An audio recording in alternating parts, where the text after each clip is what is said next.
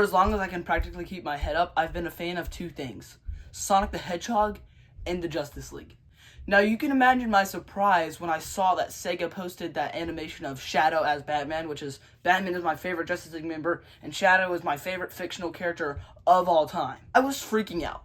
And when they revealed that they would be coming out with merchandise and comic books, I got pooped my pants. I mean, take a look at these figures. Who would not want to buy that right off the shelf? And I'm praying that my area will have them, because a lot of times it's really hard to find Sonic figures in my area, so I'm praying that they will have them, because that would be so awesome to have right here on my Sonic shelf. And also, the plushies look awesome. But those aren't really out right now. But you know what is out? All 5 issues of the comic book series. Over these past months, I've been able to get them and, read them and look over them and just admire the awesome art that is by Adam Bryce Thomas. And it's good. Usually with my comic book review videos, which is what we like to do on the channel, I tell you about what I liked about the comic and what I didn't like about the comic. But in this particular video, I want to tell you guys the entire story, because I feel like not enough people are talking about it. So without further ado, this is the entire story of Sonic X DC.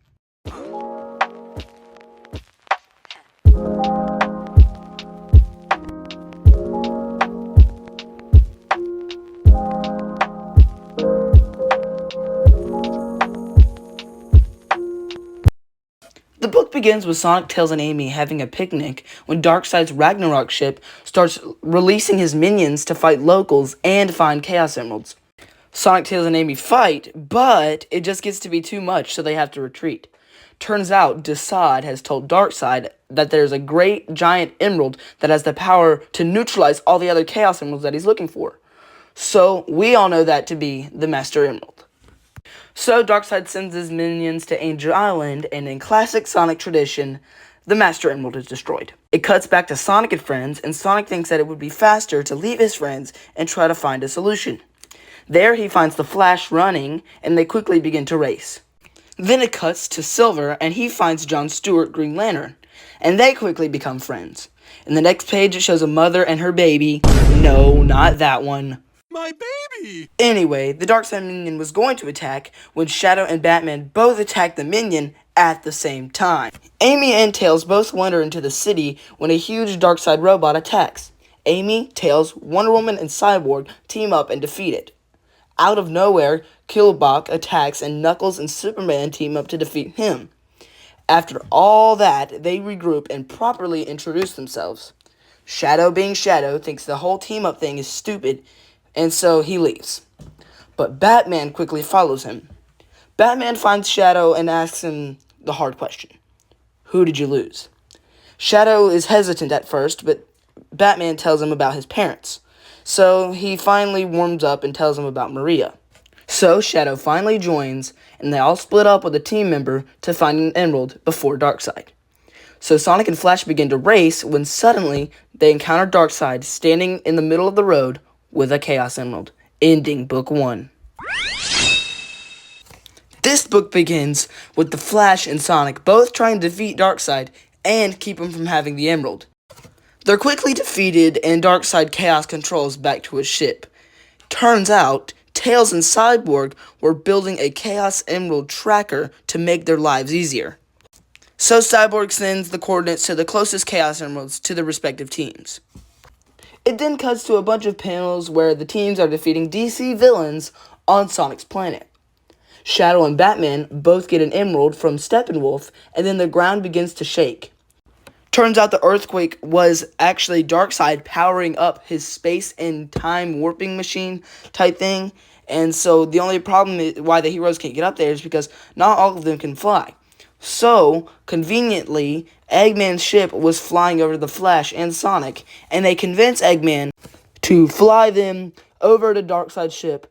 Eggman, of course, agrees because he wants to be the only ruler of Sonic's world, and he doesn't want any competition. So, he flies them up to the ship, and a fight quickly breaks out.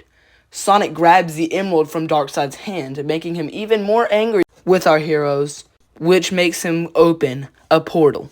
to the DC universe, so the Justice League sends Sonic and the gang back to their universe, which saves their lives. So they land in the Justice League's watchtower, and there stands Mr. Terrific. So Knuckles asks to be sent back home, but Mr. Terrific says that there's no coordinates to send them home. And when a planet has no coordinates, that means that, everything on it, including the Justice League and Darkseid, are all gone, completely erased. Which ends the second issue. The issue begins with Mr. Terrific honestly just stressed out because of the death of his team. I mean, you can't really blame him for that. Tails begins to think to himself, and he realizes just because their world has no coordinates doesn't mean that it's completely lost. So, he decides that he's going to build a device that'll get them back to their home. This is where Silver reveals that before they teleported, John Stewart gave him a spare ring so that he could do his duties as Green Lantern while he was away. So, Sonic and friends take inspiration from Silver and put on the same outfits as their DC partners and do their jobs on their planet. Silver fights Sinestro, Amy fights Gorilla Grodd, but one of my favorite interactions was Lex Luthor and Knuckles. You see, Lex Luthor tries to trick Knuckles like Eggman did in Sonic 3 by saying that they, want to team up. Knuckles declines, and Lex Luthor tries to poison Knuckles with the Chaos Emerald, thinking it was like Knuckles' version of kryptonite, but Knuckles just thinks, hey, he's just giving this to me.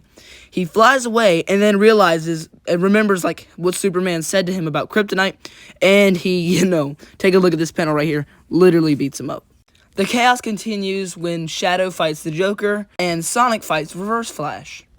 They all meet back up at the Hall of Justice where Beast Boy's at the door and he says, "Hold on, security check, only one other otter per planet." Now, most people think this is a jab at Archie because of the whole Ken Penders and Green Knuckles ordeal, but I personally think it's a Rankles reference. If you don't know who Rankles is, he's an urban legend from the days where Sonic 3 was coming out in 1994, where you could do a certain thing and play as a green otter named Rankles instead of Knuckles.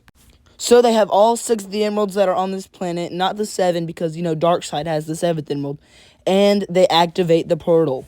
And naturally, they run through, ending issue 3. This issue is mainly focusing on the Justice League. While Team Sonic is on the other planet, Flash uses a Chaos Emerald on Sonic's Earth to teleport the team away from Darkseid. The team then decides that they're going to take back the Chaos Emeralds by defeating all the villains that have them. So you get cool fights like Wonder Woman and Blaze versus Stompa and Mad Harriet, Batman and Metal Sonic, and the Flash had a cool fight with Baron Vermin, who used the Cataphonic Conch from Sonic Lost World, and yes, that is my least favorite Sonic game, to control the Deadly Six, and yes, I don't like the Deadly Six either, but it was still cool how he was able to take the relic, the Flash was able to take the relic back from Baron, and, free the Deathly Six from the mind control, and then when the Deathly Six wanted to fight, the Flash just ran away. Then we had Eggman versus Superman, and Eggman said the iconic quote, "It's a bird, it's a plane, no, it's Superman." But then Eggman gets in the Egg Emperor, and Superman defeats it very, very easily. And boy, do I wish it was that easy to defeat him in Sonic Heroes.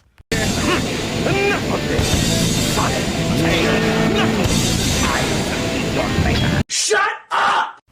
After that, Green Lantern had this really cool fight with Granny Goodness, where he was able to use the power of the ring and the Wisp to take her down. It was awesome. Then they all meet up at Tails' workshop, and that is when Sonic and his friends come rushing through the portal, ending issue 4. Our final issue begins with all the heroes getting prepared to go to Darkseid's ship because Tails and Cyborg have made a portal fueled by Chaos Emeralds to send Darkseid to another pocket dimension where he could cause no harm. So they arrive on a ship / planet, I guess, and Darkseid creates a huge rock monster to attack our heroes. Every member of the team uses their unique powers to defeat the rock monster, and Sonic gets the emerald away from Darkseid. Unfortunately, the portal is on another platform, and there's just nothingness. It's just total nothingness, so Sonic can't run on anything to get to it. So him and the Flash decide to use their powers together and keep running on each other's feet so fast that it creates a platform for them to run on. leading Sonic to put the final piece in the puzzle, which turns him into the overpowered being we all know as Super Sonic. You might be thinking to yourself, how are they going to power the portal if Sonic has all the Chaos Emeralds? Luckily, Sonic thought of that and decided to charge up the portal with some super energy, but it's not quite enough. So, the Flash uses Tails as a treadmill in order to create energy and fuel the portal for the last amount of energy that it needed, causing all the worlds to return back to their original state. It also had enough power to send Darkseid to the Pocket Dimension and reset time, so that means that the Master Emerald was never destroyed, and every building that was destroyed is also whole, and so the Justice League was never missing, and neither were Sonic, Tails, and Amy, but they still remember it. So they can finally enjoy their picnic and reminisce about their new friends in another world, which ends the Sonic and DC crossover. It has been an absolute joy to go to the comic book store every month and pick up these books. I mean, you might be wondering why my issue 5 has a card and all these other ones don't. Is because I got all these at my local comic book shop, and it's kind of a smaller shop, so they can't really afford to put all of the new releases in cards and sleeves. So, you know, they have, but I went to another shop at the beach and got my final issue, and I also got the alternate cover because I thought, you know, I had to end it out with an alternate cover since all my other ones are not alternate covers. They're just, you know, the original print, which is still good, ultimate art. I love it.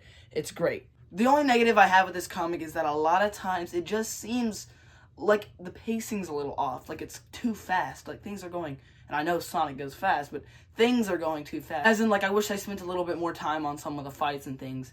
And to be honest, I bet it's because of the ads and the back of the comics on a lot of them. I mean, take a look at issue 1. The first issue has a back of, I mean, this is cool, don't get me wrong, but the little bit of the first of the Martian Manhunter, the new Absolute Martian Manhunter. Now, don't get me wrong, so I've heard really good things about that book, but I didn't buy this book for Martian Manhunter. I bought it for Sonic. Comic book companies have to find a way to promote anything, so I'll let that one slide.